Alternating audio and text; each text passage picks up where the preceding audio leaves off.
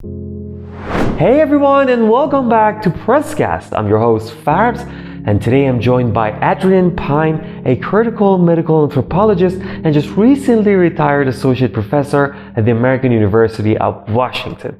She's taught and written extensively on the structure of violence, neoliberal fascism, and imperialism in Honduras, and she gives us a crash course on the modern history of Honduras, which involves a ton of American colonial policies. So don't go away and enjoy this.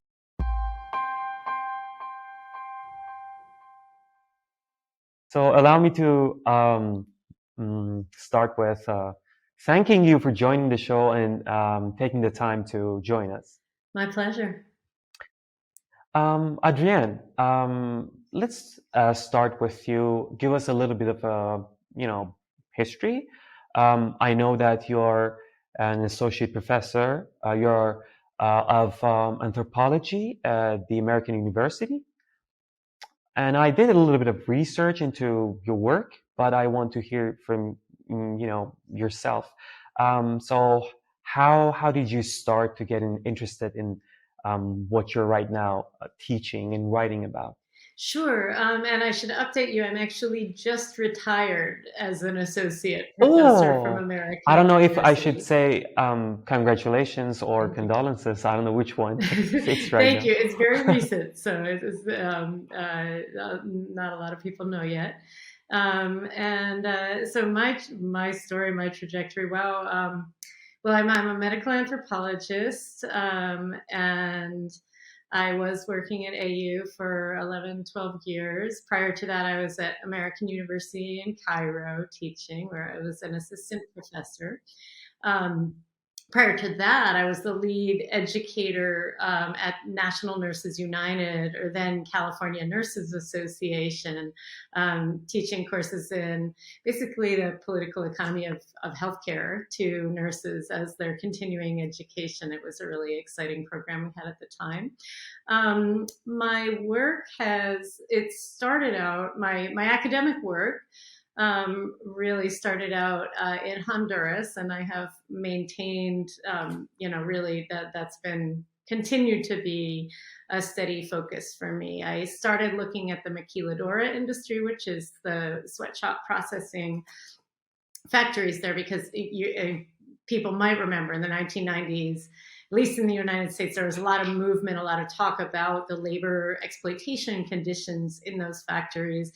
Kathy Lee Gifford, who was a U.S. celebrity, had a talk show, had like a clothing line in Target or something, that there was an expose that young girls were being exploited making her clothes. And so I was really interested in this, because a lot of these factories, they were owned by people from the U.S. or from South Korea, where I had also done research. And so I went to Honduras looking to find out more about that. In the process, a few things happened.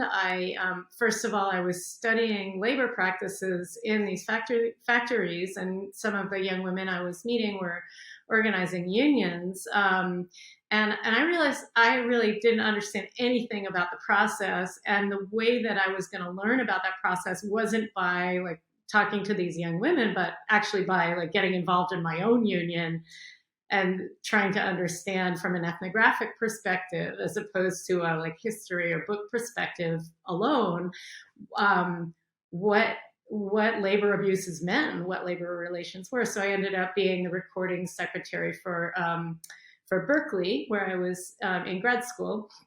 And we bargained a contract for 11,000 workers this is for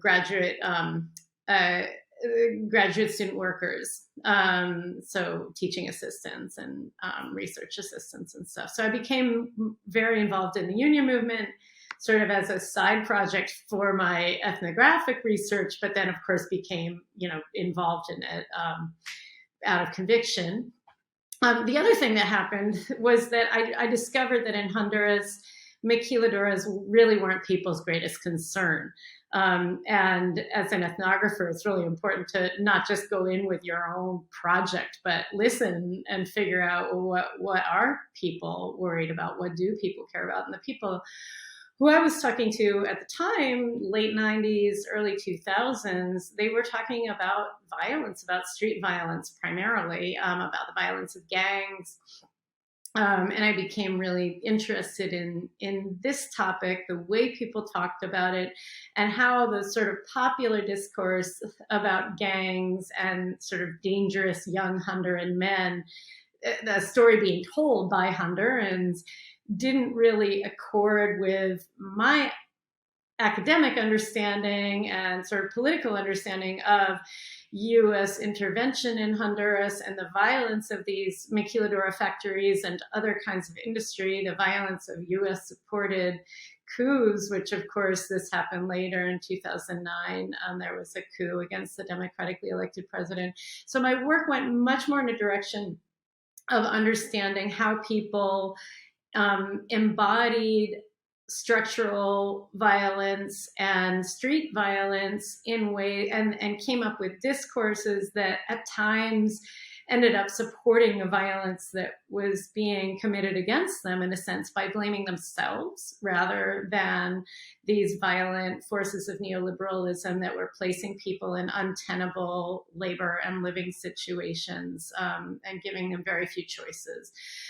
So with that, I found that young men in particular were being criminalized. The government was supporting death squads that were going out and killing off young men. And they had, very few choices, including joining gangs and migrating to the United States. And so that was really where I started becoming interested in immigration, which is another of my main foci academically. And that's so the first research, looking at this violence, was the product of that was the first product of that was my book, Working Hard, Drinking Hard, on Violence and Survival in Honduras. And then more recently, along with Dr. Siobhan McGurk, we've published a book called Asylum for Sale, Profit and Protest in the Migration Industry, where we're looking at really how profit structures every aspect of the asylum process, from pushing people away from their homes to the points where to the profit at the border, from migration detention facilities, or all of the war industry that's there in terms of security, to the very experts like me who come into asylum court and testify about country conditions and why people should be staying, who profit from this. So that's our most recent work. But then, of course, aside from and in addition to my teaching and research work, I've also come to the conclusion through my ethnography that the only way, the only way that I can have any self-respect and engage in studying processes of violence and resistance is to actually do what in anthropology, our main methodology is participant observation, and really participate. From the place where I can, as somebody in the United States, participate in the struggle to end U.S. imperialism, to end unilateral coercive measures, sanctions being carried out against other countries, to end the things that are causing the migration that really have to do with U.S. imperialism. And to that end, I've gotten myself in some degree of trouble. Wonderful. So you just mentioned a lot of things that I want to, go into details one by one. So let's start with a bit of history about Honduras, because you know a lot more about Honduras than me and my audience could ever dream of knowing. So please start with a little bit of history, how the U.S. colonial power started to take over after the Spanish left, and how the what do you call them, Banana Republic? Am I right? Yeah, that term Exactly. really was coined for Honduras. It's been applied elsewhere, but Honduras, yeah. Exactly. So how things how things been going on in the past century, and how the United States has, some responsibility for whatever is happening, as right now, with immigrants fleeing Central America, with people in Honduras, with Haitians, and all the rest.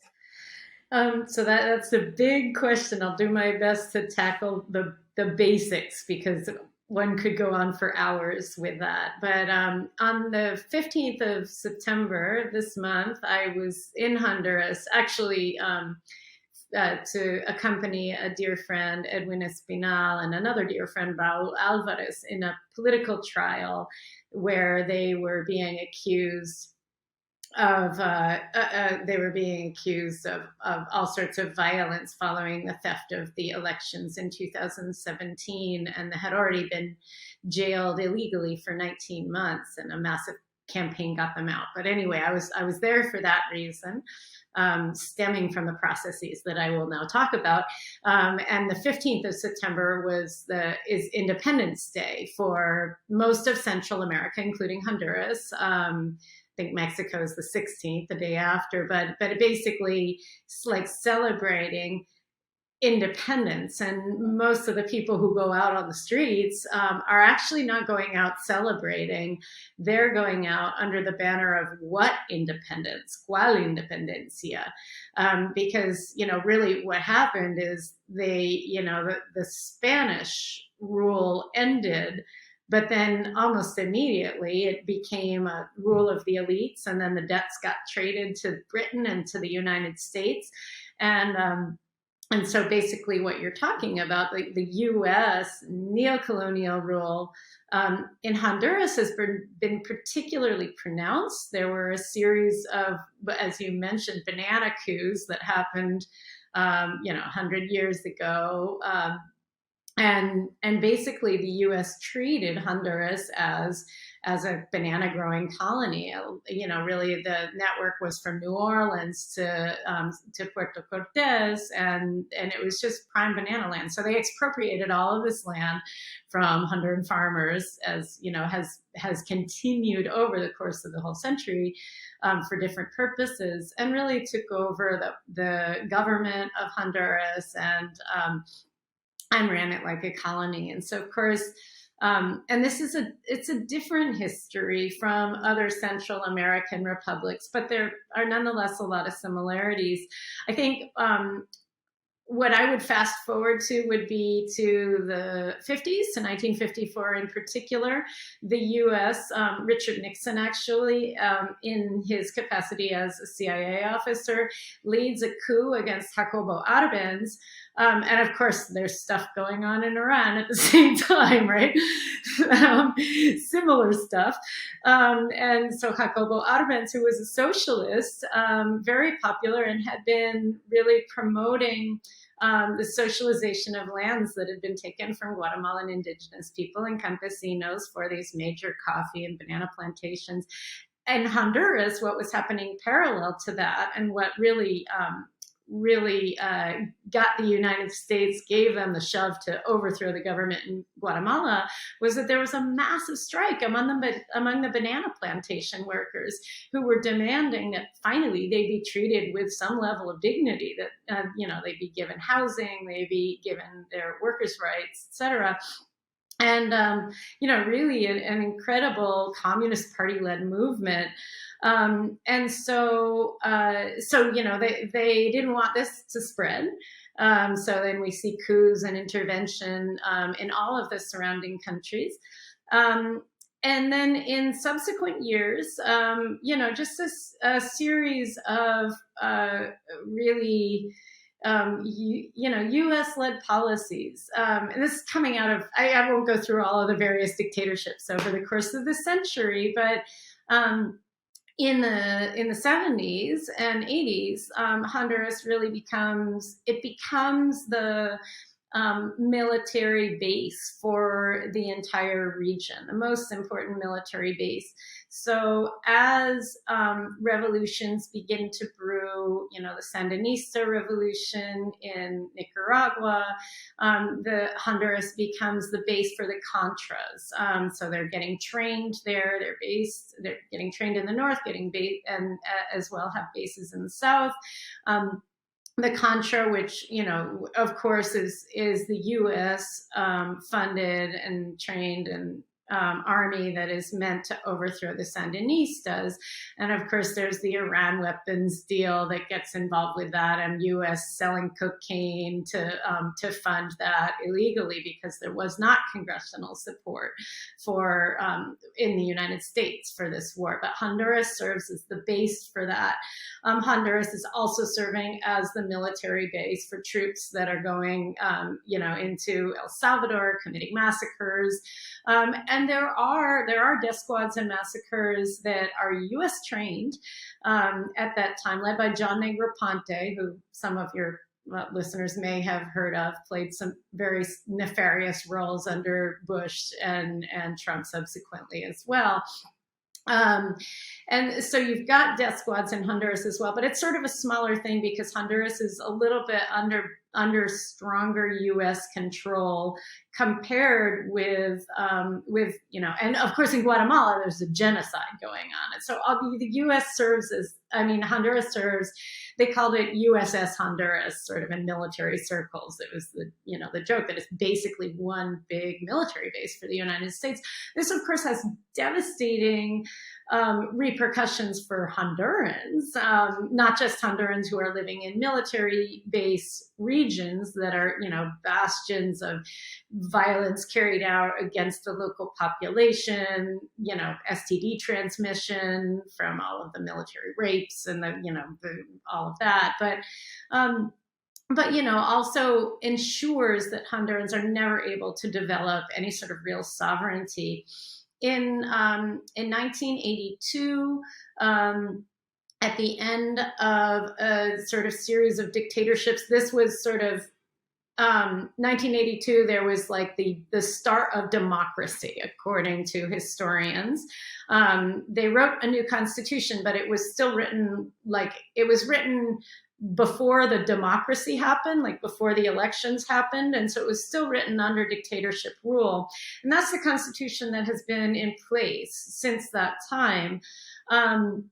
There was some demilitarization that happened after the death squad era of the 1980s. There was a real movement in the 90s to push back against military control of the country. And so it returned to some level of civilian control. And liberals were feeling okay about Honduras moving in a quote unquote democratic direction. But also in the 90s were the era of tremendous neoliberal reforms. So you have land reform that is ending collective land titles to a large extent in 92, and really pushing towards privatization of the few advances that had happened in the death squad era of democratization of the 1980s. And so there's this increasing privatization in the 1990s at the same time as the US is sending massive numbers of young people who have grown up in the United States, deporting them to Central America.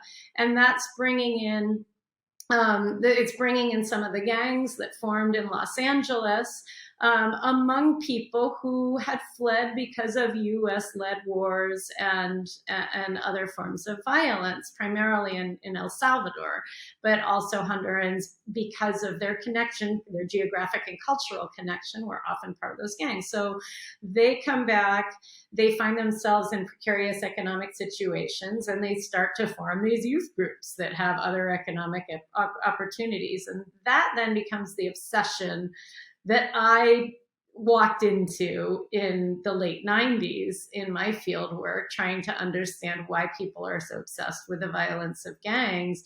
That was really a response to the violence of imperialism and neoliberal policy. Hurricane Mitch hit in 1998, which was an enormous, devastating event that killed 10,000 people and led to massive outmigration, and also became an excuse for disaster capitalism, where there was sort of a hyper implementation of neoliberal policies that there had been resistance to previously. And then we see the death squad activities really start to go on the rise again in the early 2000s.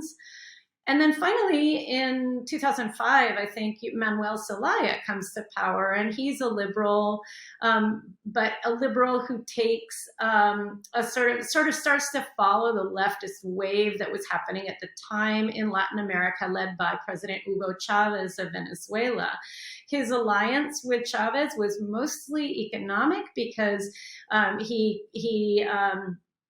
created an alliance to buy oil from Chavez. Chavez, offered the cheapest oil to Honduras, and so that was obviously favorable to them. But then he started having more of a political alliance, sort of talking about socialism a little bit more, pushing back against the absolute worst of neoliberal policies, like, enabling kids to go to school, like giving them, allowing for a minimum wage increase that would still not be survival level, but was a little better than what people had, supporting pensions.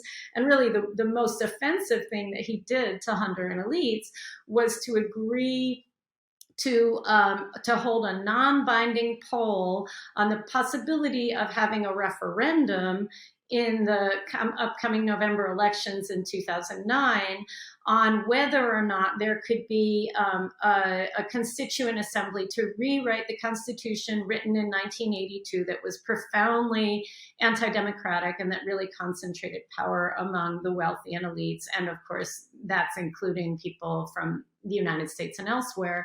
So it was that non-binding poll, the threat of having a more democratic constitution, that was the straw that broke the camel's back, that led the elites in Honduras to sponsor a coup that was carried out by a School of the Americas trained general. The School of the Americas is, of course, a military school led in the United States in Fort Benning, Georgia, that trains Latin American generals and police officers how to carry out coups and torture and all of these other great things. It's been in place for decades. And so a School of the Americas trained general basically abducted the president and his family early in the morning, flew them to a U.S. military base, Soto Cano, the largest one in the country, to refuel, then sent them off to Costa Rica. And so that marked a watershed moment in Honduran politics, that Hondurans has mobilized a tremendous resistance movement that had not previously existed in that way. It started people talking about politics and sort of realizing that they hadn't really ever had democracy in the way that they had talked about previously. It also so the resistance has been a really amazing thing to watch, as somebody who was asking why people didn't resist as much in my own sort of academic work. A deeply flawed question, because people were always resisting, just not as visibly as they were after the coup. But then also issued in this era of what I call in my work neoliberal fascism. It was, again, like Hurricane Mitch, an excuse for neoliberalism on hyperdrive. The country became more and more militarized. Each election has been deeply fraudulent, especially the most recent ones in which the current narco dictator president Juan Orlando Hernandez stole the 2017 election very blatantly and ended up, murdering like 40 people state security forces shooting into crowds that were protesting it, and arresting people, including my friends Edwin and Raul, who were just acquitted of all charges last week, thank goodness. But that's, sorry, it's such a big question. I gave you a very long answer, but that's the long story short. I mean, what the past 12 years have seen the privatization of everything in Honduras, the privatization of, the granting of untold numbers of new territories, waterways, etc., to international investors, mining, all of that. The privatization, and all of this is violent when I say privatization, because it involves the shooting at teachers, the shooting at hospital workers, people who are defending public resources. So hospitals have been privatized, education has been privatized, the roads have been privatized, which is, of course, the main reason why Hondurans are fleeing now for their lives. The privatization, which means that they don't have access to healthcare, they don't have access to education, and they have access, the jobs that are available, and most people don't have any jobs available, but the ones that are available are terrible working conditions, and the security that would have been represented by a state with some sort of social safety network has been replaced by military police force, complete militarization of the country, funded primarily by the United States. And I should add that Joe Biden plays a very key role in all of this, not just now as president, but in 2014, when the unaccompanied minor crisis hit the United States. There was this big, and people meant different things by the crisis. Some people thought it was bad that more migrants were coming into the United States. Some people were appalled that they were unaccompanied, but that crisis was, Joe Biden led a task force to fix the quote unquote root causes in Central America, which a lot of, they were identifying them as like bad parents and things like that, which is, of course, more violence to the parents. What parent is going to, decide that sending their kid on this incredibly dangerous journey is better than having them at home? But what Joe Biden did was basically put together a package, the Biden Plan for Central America, that invested in hundreds of millions of US dollars into large-scale development projects, exactly the kind that are displacing people from their lands and their resources, and more militarized security, which is, killing people and operating death squads, and most importantly, drug trafficking operations throughout Central America. And so Biden's economic solution for the migration crisis has been to create conditions that worsen that crisis, and the results of that we're seeing today. Wow. I feel a lot smarter right now than I did before I asked that broad, vague question. I should have been more careful about wording my question. I'm really sorry, but thank you very much. I mean, yeah, I absolutely learned a lot, and I hope that my audience also have the same feeling right now.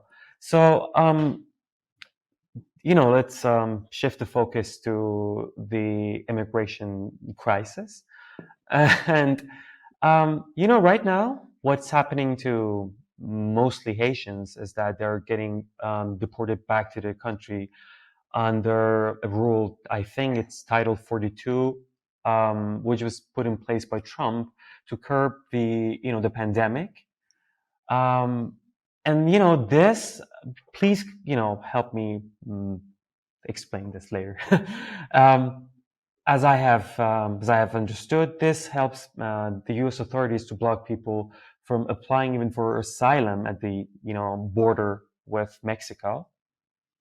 And one big thing here is that, as you mentioned in depth, that right now some people are talking about Haitians fleeing from the country, but they don't really go into depth why they're doing it and who is responsible.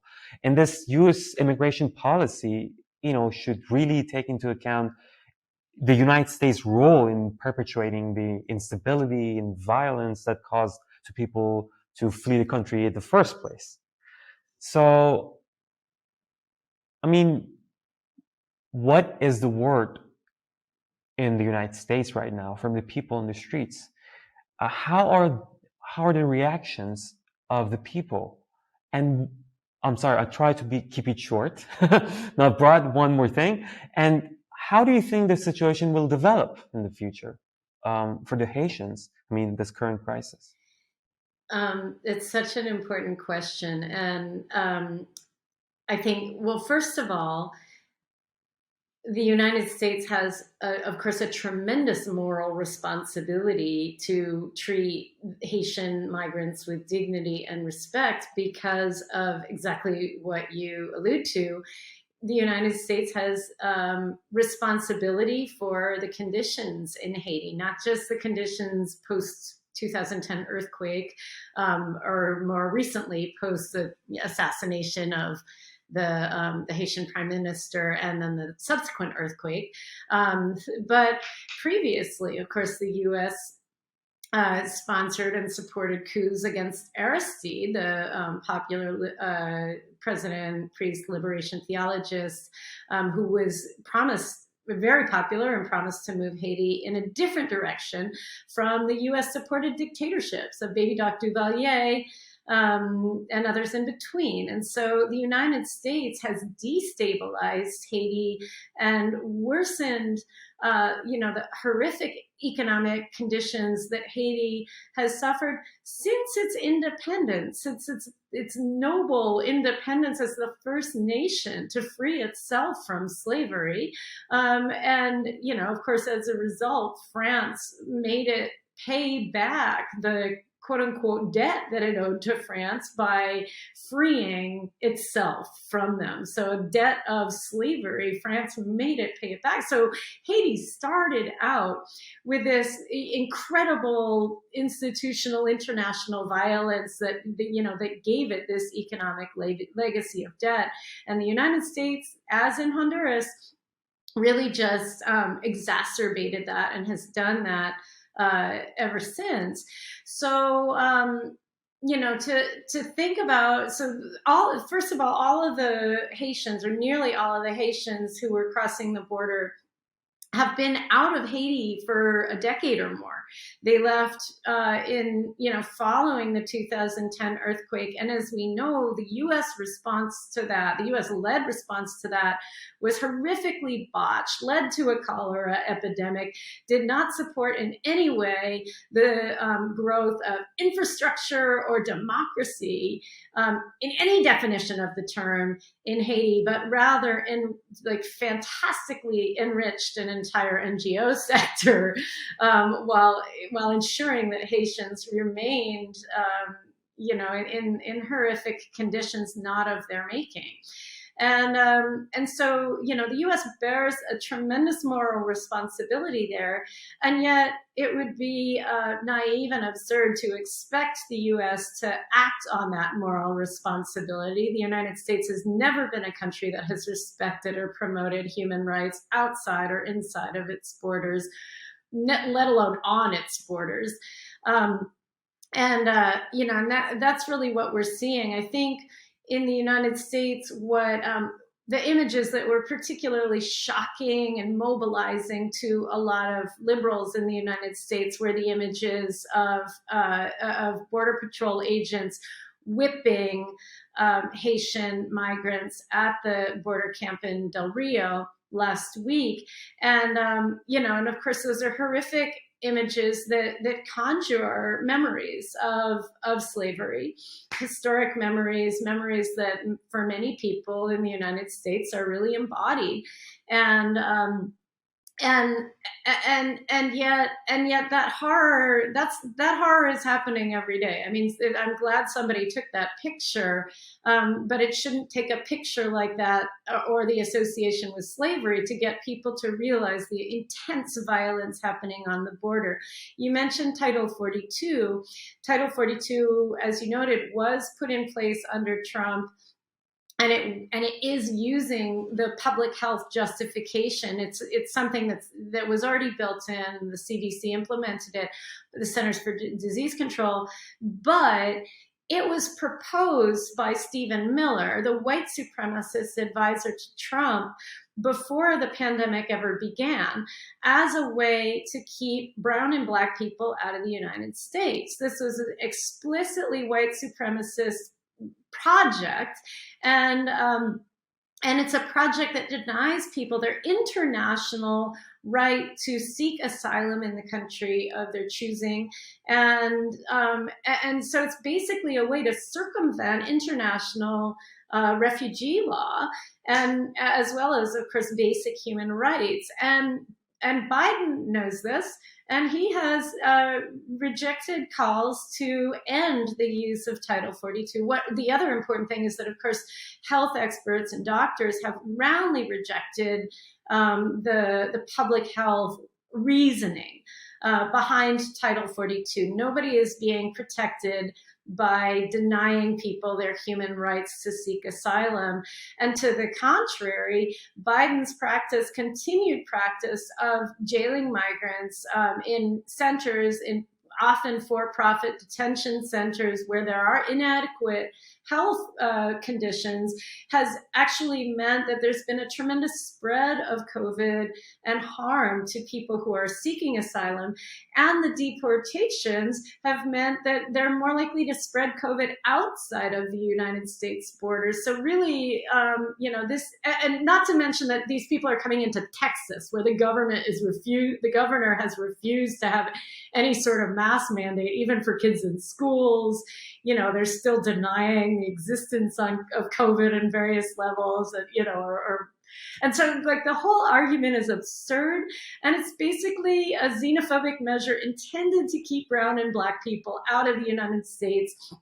And Biden knows this, and he is continuing that. So he is fully complicit in this white supremacist measure. The real reason that he's doing that, as far as I can tell, is for internal electoral reasons. He's trying not to lose the Texas vote, to lose the Florida vote, which is not a good strategy in terms of voting, even. I mean, let alone human rights, which of course we should care about. But they're going to maybe win over a few xenophobes, but the Republicans are saying things that the xenophobes like better, even as the Democrats do a better job of what the Republicans did. So when Trump referred to immigrants as coming from what he called shithole countries, I hope I can say that here, and, all of the liberals were up in arms about how racist he was, and he explicitly said, like, why can't they come from the Netherlands or something like that? Like he wanted white people coming in the United States, but instead we're getting brown and black people. Democrats and liberals were rightly outraged. But here you have Biden doing the exact same things and actually doing them more than Trump was doing them. And we're not hearing as much. And so it's really, there is outrage because of those whipping pictures. And in particular, certain members of the Progressive Caucus in the United States have been very good on this. But it's not the outrage we would be seeing if Trump were in power still. Wonderful. Adrienne, I got one more question for you. And that is, every one of us, have goals in their lives. For instance, mine is to raise a happy family. But yours, as you have mentioned, is overthrowing corporate capitalism and crushing empire. Isn't it a little bit harsh? Don't you have any other goals in life? Like, I don't know, going to space or, swimming with a dolphin?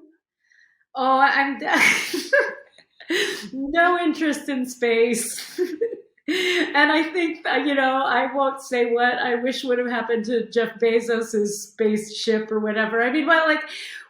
That is wasted money, in my view. And we need to be fixing this planet. Dolphins, same things. They kind of creep me out. I like watching them from boats.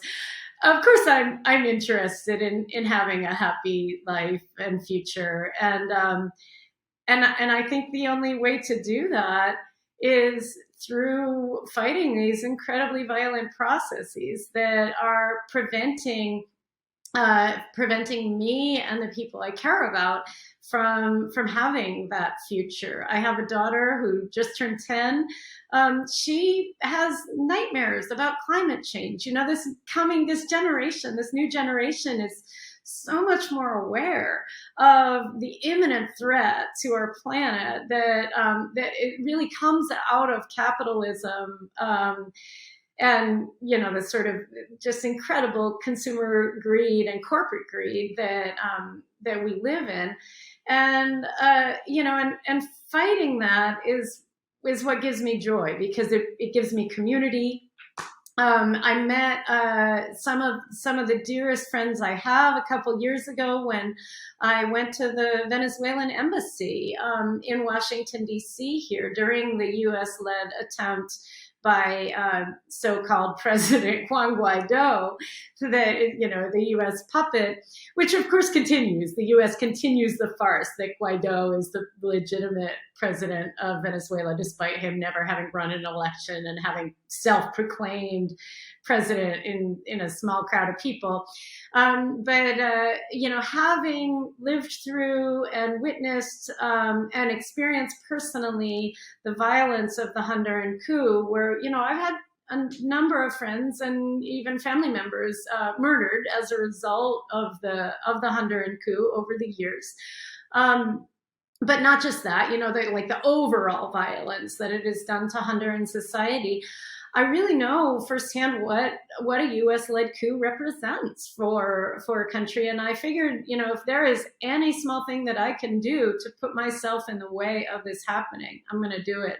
So when the opportunity arose to join friends and colleagues who were inside the Venezuelan embassy in Washington with the permission of the elected Venezuelan government, I jumped at it. And it was just such an affirming process to be doing something that was very clearly fighting U.S. imperialism, to be alongside people who understood that, and to be making a small difference in that struggle and the fight against, not just the fight against U.S. attempt to overthrow Venezuela, but the fight for sovereignty everywhere, the fight for an end to U.S. imperialism, the fight to end to U.S. sanctions that have caused so much devastation in so many countries around the world. And so, and we did face a trial in federal court. We were facing a year in prison and $100,000 fine each for that.